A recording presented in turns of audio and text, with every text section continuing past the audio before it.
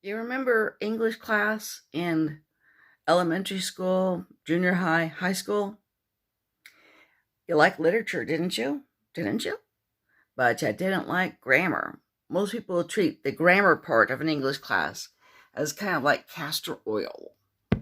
Okay, so I want to put in a little plug here for the grammar and word books by a lady named Karen Elizabeth Gordon. Okay, I have three of them. One of them is called One of the major one that's about English grammar itself is called the Deluxe Transitive Vampire. Okay, the ultimate handbook of grammar for, see, it says the ultimate handbook of grammar for the innocent, the eager, and the doomed. Uh, Quite a nice start, isn't it? Okay, the deluxe transitive vampire. Transitive, and you learn in the book, if you don't know already, transitive verbs are those that cannot be meaningful without the help of a direct object.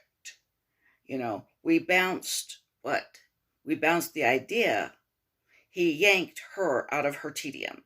She missed the midnight train.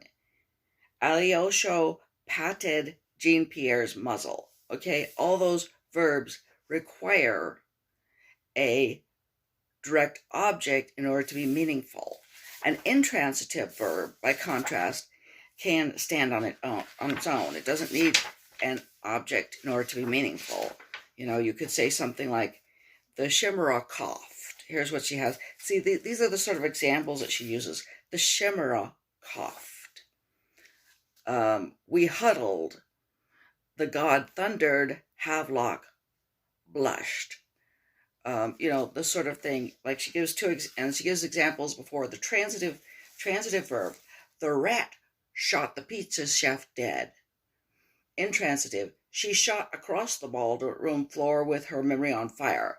Some words can be transitive under some circumstances, intransitive under others. And she uses a lot of wonderfully off-the-wall examples in this book.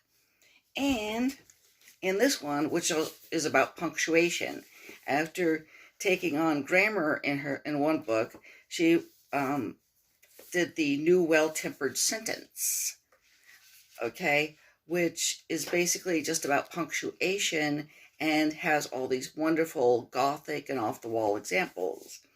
And then going on here, she also wrote something called Out of the Loud Hound of Darkness, a dictionarative, which kind of it's to a large extent about words that can be mistaken for each other but have very different meanings. And again, they're all illustrated with wonderfully dark and creative, off-the-wall Gothic examples. There's also a little thing attached to it, which is specifically about words that are unusual in one way or another. And again, she gives their definitions. She's got some other books out, and some of them are about words and some of them aren't.